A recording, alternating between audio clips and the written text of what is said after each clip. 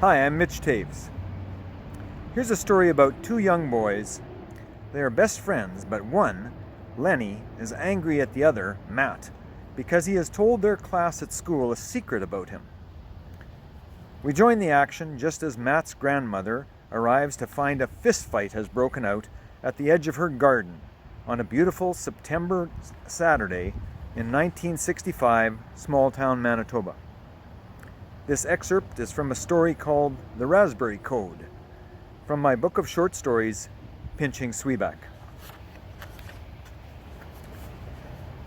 "Stop this now," she said. Then she asked, "Who hit first?" her head turning owlishly from Lenny to me and back. "Who?" I looked down, as did Lenny. "Me, Grandma," I confessed quietly after a too long pause, my eyes still down. Lenny immediately looked up at her and said evenly, "I told him so," pointing to his red chin. "How many times? How many punches?" she said urgently, looking at Lenny, imploring the truth.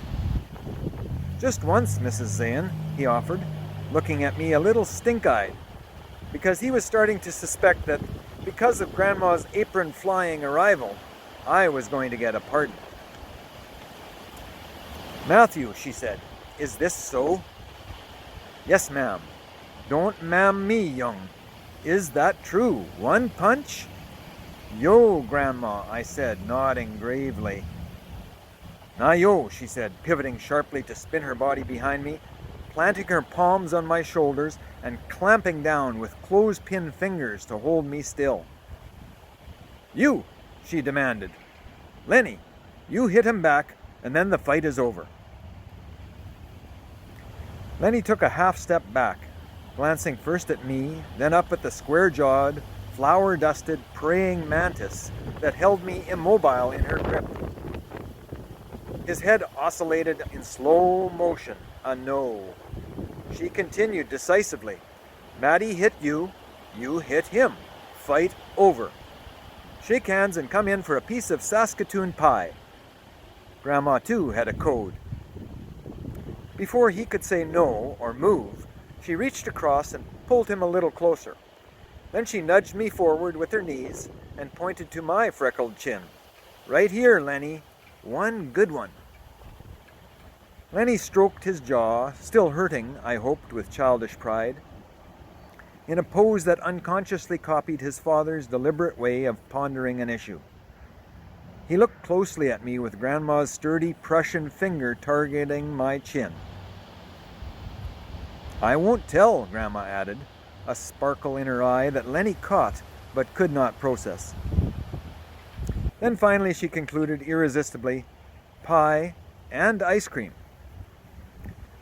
As Lenny pulled back to deliver his best hockey haymaker, Grandma released her hold on my shoulders and I could hear her breath as she sucked it keenly through her teeth. I let my head turn and my legs buckle the way Dad had shown me, and so the punch did little damage. Either that or Lenny had pulled it a little. Maybe some of both. I fell, landing hard on the square toe of Grandma's shoe, and that hurt more than my chin. Getting up, I saw that Lenny had a quizzical half-smile on his face as he looked first at me, then at Grandma.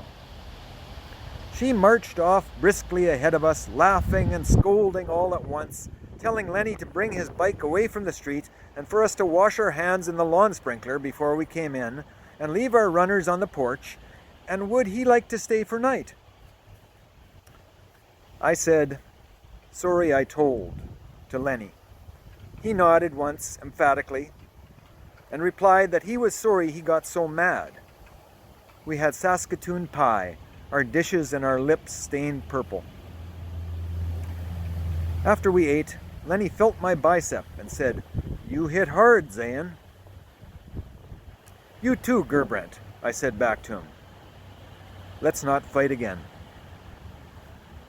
Have a cozy day. See you. Bye from Victoria, BC.